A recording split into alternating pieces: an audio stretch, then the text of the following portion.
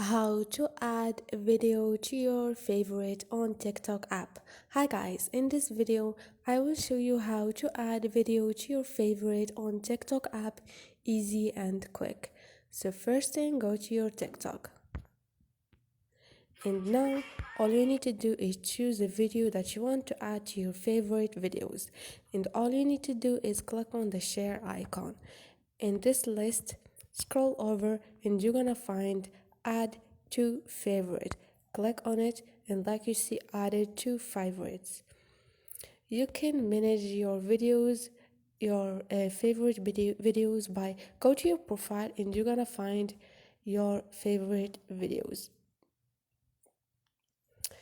And here you're gonna find all your favorite videos, easy and quick.